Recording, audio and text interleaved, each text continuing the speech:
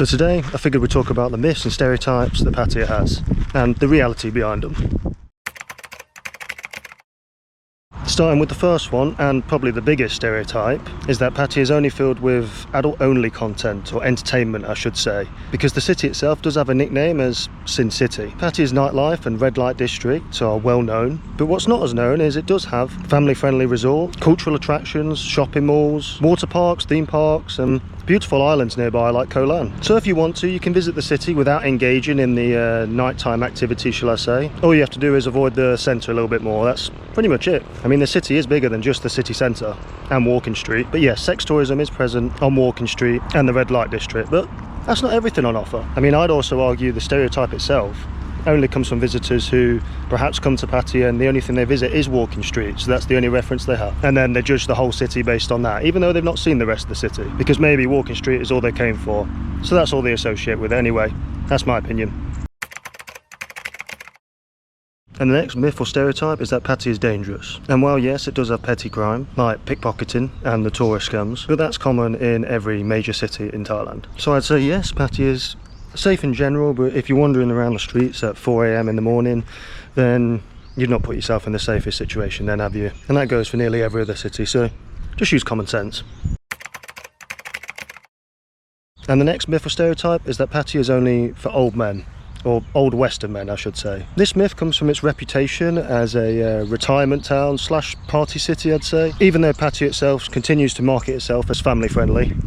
In the more recent years, with all the attractions and family-friendly activities to do, like going to some gardens around here or water park, theme parks, you know, whatever it might be that is popular with couples and families, I guess to try and steer away from that little reputation, I guess. And although it does attract retirees and expats alike, it also sees tourists from around the world, whether that's young backpackers, Chinese, Russians, Indians, tourists from nearly everywhere. You see a lot of people here, I'd say, a lot of different people, and I guess that's up to you whether that's good or bad. But yes, although occasionally you'll be walking down the street and you'll see how do I put this?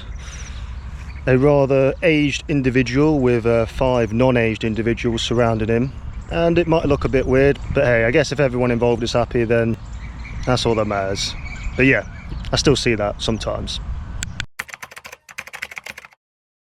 The next point would be fake Thailand. You know, Pattaya not being considered real Thailand. Because Pattaya itself started out as a small fishing village, but now it's more globally known for its nightlife and the adult entertainment, you know, which is why it's called Sin City. And some feel because that is the reputation and the known part of Pattaya, kind of gives it the sex tourism image. So some dismiss Pattaya as an inauthentic part of Thailand, I guess. But the city and everything around it, you know, not just the centre as I say, you go more into the outskirts, or into the more southern beaches perhaps, you'll find temples, floating markets, festivals, Muay Thai stadiums, and a lot of local food market, which are all Thai focused still. So I guess you could say Pattaya is more of a blend of Thai traditions, modern tourism, which I guess for some would make it the best of both worlds. It really just depends what part of the city you pay attention to which side of the city you see, and that's all up to you.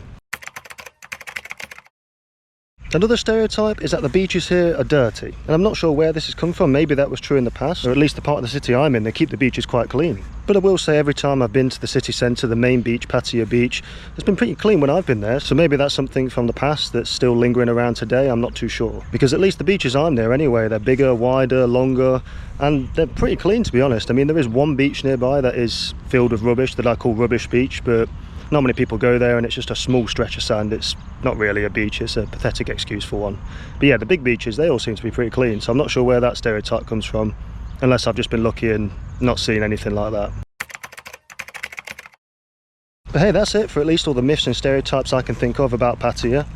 And yes, there is 2 sides to the city, I will agree on that, and it really is up to you which side you want to see, because it doesn't just offer the nightlife, it offers everything else every other city seems to in Thailand, you know, as far as the culture, the tourist attractions, shopping malls, whatever it is you came here for, Pattaya seems to have it. And if you've only come here and you've only been to Walking Street and you've not really given it a proper chance, then I wouldn't say you've really explored Pattaya or even been to the city at all, just the thing it's most known for. So yeah, those are all the myths and stereotypes. If you guys can think of any more that Pattaya is known for, leave them in the comments below, and if there's enough, maybe I'll make another video. But I think I hit the nail on the head here with at least the majority of myths and stereotypes that people tend to believe about Pattaya. So yeah, that's the end of the video. Hopefully you guys enjoyed, and I'll see you guys in the next one.